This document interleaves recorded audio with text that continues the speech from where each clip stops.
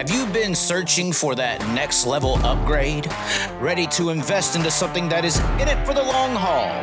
Well, look no further than the composited innovations provided by Prime. These customly crafted pieces are handmade by former Jason Johnson Racing car chief and Prime owner-operator Clyde Knipp.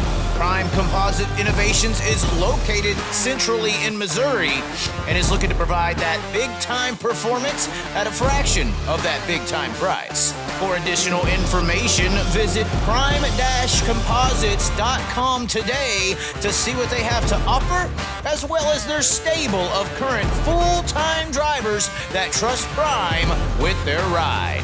For the future of innovations, with the properly composited type, you can depend, move forward, and rely on Prime. Obviously, Winged Outlaw, Kyle Larson wins. 2 trophies on the night. We're changing the picture. Fuck you. Oh, God. I didn't mean to say fuck you with Brexton Bush on the screen. Brexton Bush wins the junior sprint race. He did not have to have a provisional to get into the race, I don't think. And he won fair and square. Won the race. What else can you say? It's a junior sprint.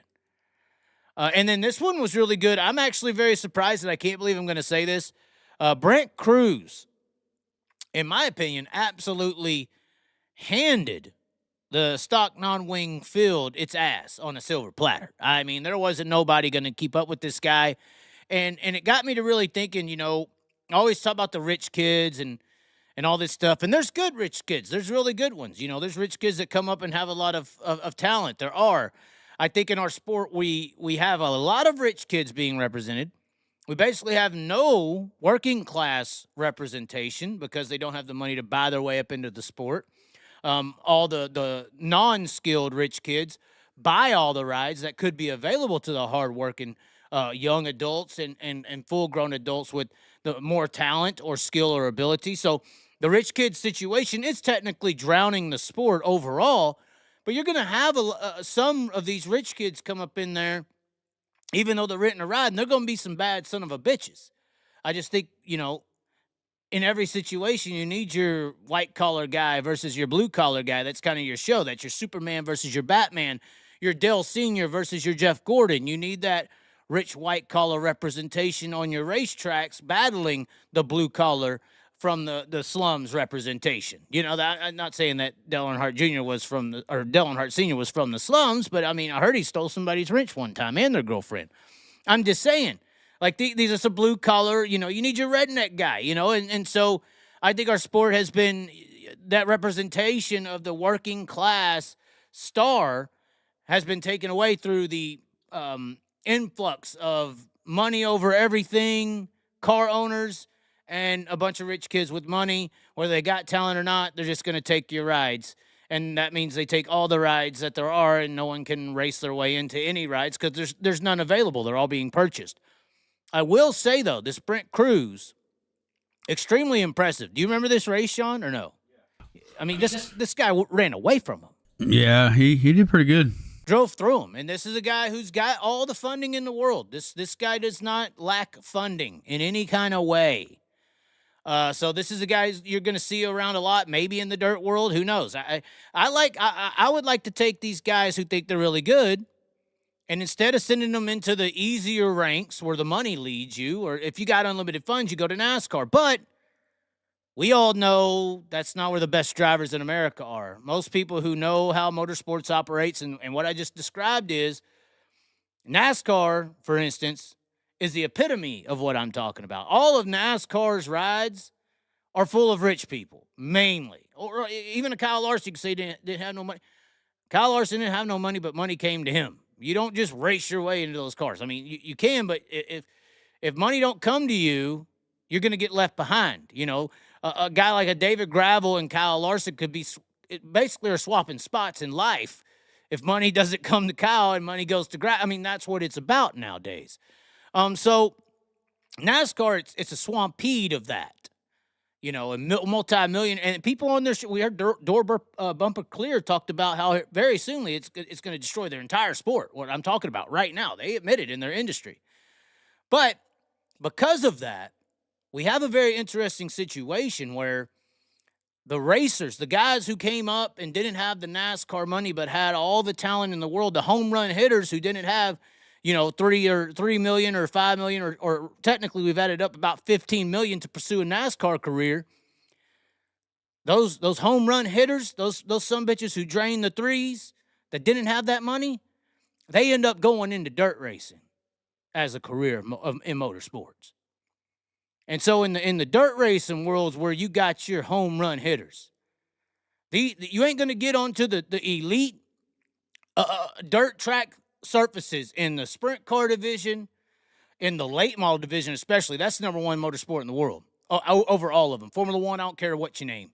That's the number one as far as competitors and drive on the track. You ain't going to get on any one of the, hell, you can even put the big block. I'll throw USMTS in there. You ain't going to get into our big league dirt races and find a bunch of rich kids and one or two that is really good with a last name. When you get to the elites of the dirt racing world, you're racing against home run hitters, buddy. These son of a bitches didn't buy their way to the top. They're starting to in the sprint car world, and some people are okay with that. That's why I give more respect to the late model industry, because they ain't sold on that ideology yet. Sprint cars are close. They're trying to think it's cool. But we still have a little integrity left in our sprint car divisions. And if you go into the sprint car division or the late model, the high profile dirt racing series, you're going up against the best in the world, especially in America. As far as doing ovals on a racing surface, you're going up against the best. Now, could a Brent Cruz go the dirt route and hang with Ricky Thornton Jr. and hang with Jonathan Davenport and hang with Gravel and Shots and all of our boys? Give him a couple of years. I think he could. You think he could? I'd like to see it. I'd like to see if he could. I just highly doubt it. I don't think he's ever went up against that level of competition before in his life. It would shock him to death. He rolls up in the Eldora World 100 and there's 80 cars with the same funding as him.